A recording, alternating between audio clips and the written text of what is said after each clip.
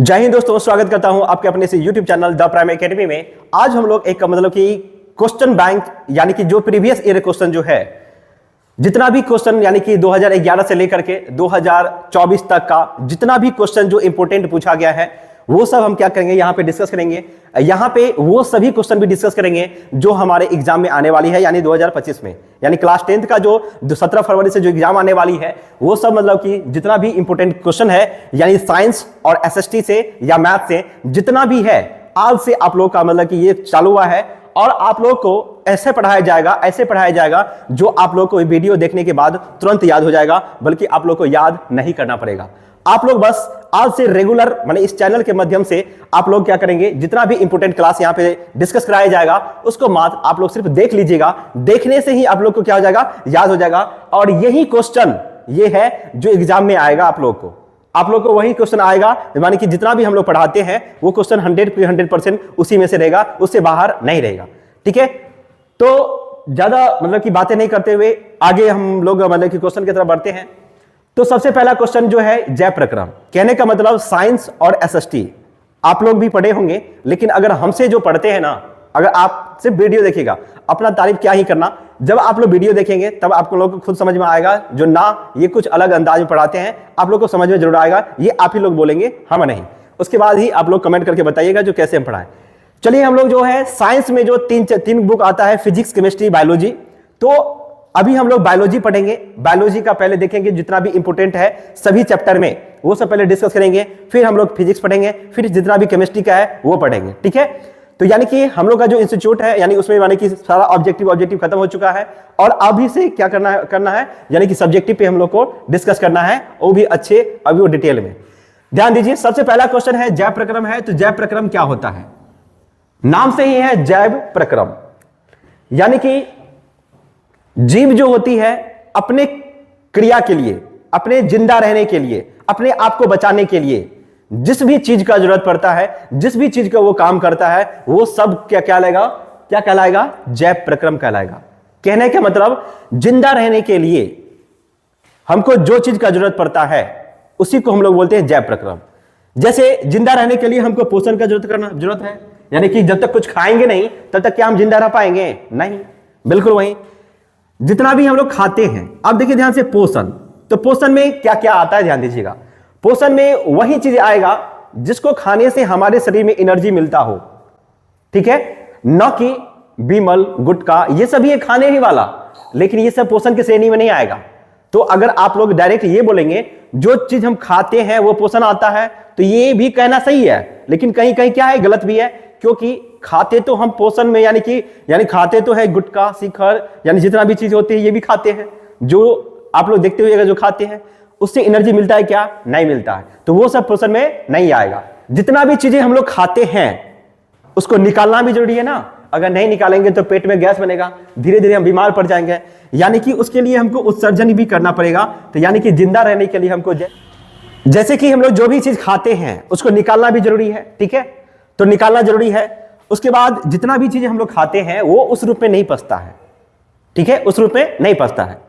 आप लोग एक चीज गौर किए होंगे, जितना भी चीजें हम लोग खाते हैं, ठीक है, वो जो पचता है तो वो भोजन जो है ग्लूकोज के रूप में फॉर्म चेंज होता है। ठीक है, तो यानी ग्लूकोज के रूप में, यानी हमारा भोजन जो है, भोजन माने पूरे टूटते यानी भोजन से जो ऊर्जा प्राप्त करते हैं, तो उसके लिए चाहिए शोषण। कहने का मतलब शोषण जो है, हम जितना भी चीजें खाते हैं उसको तोड़ने के लिए और उससे ऊर्जा प्राप्त करने के लिए हम लोग सांस लेते हैं, सांस छोड़ते हैं। ठीक है, ध्यान दीजिएगा। तो पोषण भी जरूरी है, जिंदा रहने के लिए सांस लेना भी जरूरी है, और जिंदा रहने के लिए हमको उत्सर्जन करना भी जरूरी है। जो भी खाएंगे उसको निकालना भी जरूरी है। कुल मिलाकर के जैव प्रक्रम अगर क्वेश्चन आए तो जैव प्रक्रम जिंदा रहने के लिए जो भी चीजें करनी पड़े वो क्या कहलाएगा? जैव प्रक्रम। और जिंदा रहने के लिए बस 4 ही चीज करना पड़ेगा। ये नहीं जाके किसी को मर्डर कर दीजिएगा पैसा के लिए, तो वो नहीं है। बल्कि जिंदा रहने के लिए हमारे फायदे नहीं, बल्कि हमको जरूरत जो चीज के लिए है, पोषण का, शोषण का, उत्सर्जन का, तो ये सब हो जाएगा किसमें? जैव प्रक्रम में। उसके बाद हम लोग समझते हैं अमीबा। ध्यान दीजिएगा, अमीबा में गति जो होती है किस भाग से होती है? क्वेश्चन क्या है, अमीबा में गति किस भाग से होती है? अमीबा में जो गति होती है वो कुटपाद के द्वारा होता है। यानी अमीबा जो गति करता है किसके कारण से? कुटपाद के द्वारा, यानी कि अमीबा कुटपाद, जैसे हम लोग का हाथ होता है उसी वैसे ही उस लोग का क्या होता है? कुटपाद होता है। इसी से अपना भोजन पकड़ता भी है, खाता भी इसी से। ठीक है, उसके बाद तीसरा क्वेश्चन है विटामिन ए के कमी से होने वाले रोग का नाम लिखे। तो विटामिन ए के कमी से होने वाला रोग है रतौंधी, जो आप लोग देखे होइएगा। मान लीजिए कोई सामान ढूंढते हैं, मान लीजिए नहीं मिलता है, तो क्या बोलते हैं मम्मी लोग? क्या आंख में हो गया है? रतौनी। क्या हो गया है? रतौनी। रतौनी नहीं, बल्कि उसका जो नाम हो गया है रतौंधी। तो कभी भी ऐसा आ जाए, माने कि माहौल आ जाए, तो वहां पे डायरेक्ट बोलेगा हमारे आंख में रतौंधी नहीं है, विटामिन ए की कमी हो गया है। ठीक है, थोड़ा अलग अंदाज में बोलिएगा। ठीक है, यानी कि विटामिन ए की कमी से क्या हो जाता है? रतौंधी हो जाती है, जो कि आंख की बीमारी होती है।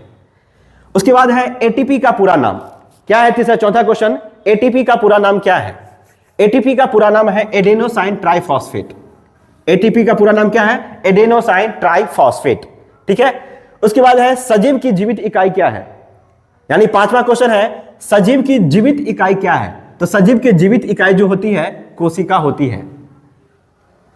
माने कि हम लोगों का जो इकाई है वो क्या है? कोशिका। अब इकाई क्यों है? क्योंकि हमारे शरीर जो है कोशिकाओं के समूह से ही मिलकर बना हुआ है, यानी कोशिकाओं से मिला हुआ है। तो हमारा सबसे छोटा यूनिट क्या हुआ? इकाई। जिस प्रकार से मकान बनाते हैं, तो मकान बनाने के लिए क्या चाहिए? ईंट। तो मकान के लिए सबसे छोटा क्या हुआ? ईंट। इसी प्रकार से हमारे शरीर के लिए क्या हुआ? कोशिका। तो यहां पे वही क्वेश्चन है कि सजीव की जीवित इकाई क्या है? तो कोशिका है। ठीक है, उसके बाद है पौधे हरे क्यों होते हैं? उसके बाद छठा क्वेश्चन है पौधे हरे क्यों होते हैं? तो पौधे हरे इसलिए होते हैं क्योंकि इसमें क्लोरोफिल नामक हरे रंग का वर्णक पाया जाता है। कहने का मतलब पौधा जो हरा क्यों दिखता है? तो क्यों दिखता है भैया? क्योंकि उसमें क्लोरोफिल है, इसीलिए दिखता है भैया। ठीक है, क्लोरोफिल के कारण, माने क्लोरोफिल नामक हरे रंग का वर्णक पाया जाता है, इसीलिए पौधा जो है वो दिखता है हरे रंग का। उसके बाद नेक्स्ट क्वेश्चन है हरे पौधों में किस घटक के अभाव में प्रकाश संश्लेषण संभव नहीं है? ध्यान से सुनिएगा, हरे पौधा जो होती है कौन से घटक के अभाव में प्रकाश संश्लेषण बिल्कुल संभव नहीं है? तो हरे पौधों में हरित लवक के अभाव में प्रकाश संश्लेषण संभव नहीं है। अगर मान लीजिए प्रकाश संश्लेषण कराना है तो उसके लिए क्या चाहिए? कौन सा घटक चाहिए? हरित लवक चाहिए। ठीक है, उसके बाद नेक्स्ट क्वेश्चन है यानी कि हरित लवक के किस भाग में प्रकाश संश्लेषण की क्रिया होती है? तो हरित लवक के ग्रेना में थैलेकाइड संरचना होती है, उसी में जो है प्रकाश संश्लेषण होता है। ध्यान से सुनिएगा, हरित लवक के अंदर जो होता है ग्रेना होती है। हरित लवक के अंदर क्या होता है? ग्रेना। और इसी में एक संरचना होती है जिस संरचना का नाम है थैलेकाइड, और यही वह संरचना है जो प्रकाश को क्या करता है? अपने ओर खींच के रखता है।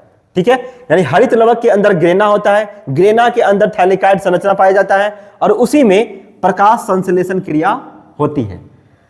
उसके बाद नेक्स्ट क्वेश्चन है प्रकाश संश्लेषण की समीकरण लिखे। तो ये लोग ये जो है ये आप लोग को 1 सेकंड में याद हो जाएगा, यानी कि 1 सेकंड नहीं बल्कि 30 सेकंड में। जितना भी चीजें जाने, देखिए कार्बन डाइऑक्साइड, यानी कि जो भी चीजें हम लोग छोड़ते हैं, यानी कार्बन डाइऑक्साइड, वो कौन लेता है? पेड़ पौधा। ठीक है, तो हम लोग जो छोड़ते हैं, क्या छोड़ते हैं? Carbon dioxide. तो कार्बन डाइऑक्साइड यानी CO2 हो जाएगा। उसके बाद नीचे से जो है पेड़ पौधा क्या लेता है? जल, यानी क्या हो जाएगा? H2O। तो दोनों के मिला करके, यानी क्लोरोफिल के उपस्थिति में, क्लोरोफिल का काम क्या है? प्रकाश को एब्जॉर्ब करना। तो क्लोरोफिल अपना काम क्या करेगा? प्रकाश को खींच के रखेगा, और इधर से CO2 और इधर से H2O, यानी कि मिल करके क्या बनेगा? ग्लूकोज, यानी कि C6H12O6। और क्या बनेगा? O2, यानी कि ऑक्सीजन। और यही ऑक्सीजन जब पेड़ पौधा से मतलब कि निकलता है तो ये ऑक्सीजन हम लोग लेते हैं। उसके बाद क्या बनेगा? H2O। तो कहने का मतलब प्रकाश संश्लेषण का अगर आप लोग का समीकरण आ जाए तो सिंपल से याद रखिएगा, प्रकाश संश्लेषण की कौन करता है? पेड़ पौधा। और पेड़ पौधा कौन सा सांस लेता है, यानी कौन सा गैस लेती है? तो CO2, जो कि हम लोग छोड़ते हैं। तो वायुमंडल में क्या है? CO2। तो CO2 नीचे से क्या लिया? जल। CO2 और जल मिल करके किसके प्रेजेंस में, यानी क्लोरोफिल की उपस्थिति में प्रकाश क्या करता है? उसमें एब्जॉर्ब रहता है, और सब सारा मिला करके क्या फॉर्म चेंज हो जाता है? C6H12O6 यानी ग्लूकोज में, और O2 यानी ऑक्सीजन बन जाता है, और H2O बन जाता है। चलिए आज हम लोग माने फर्स्ट रोज है, इसलिए बस 10 क्वेश्चन हम लोग मतलब कि यहाँ पे डिस्कस किए, और जो भी क्वेश्चन आप लोगों को समझ में नहीं आता है कमेंट बॉक्स में लिख लीजिएगा, मतलब कि ये क्वेश्चन समझ में नहीं आया, हम उसको क्या करेंगे, मतलब कि और अच्छे से बताने का प्रयास करेंगे। मिलते हैं नेक्स्ट वीडियो में, तब तक के लिए जय हिंद।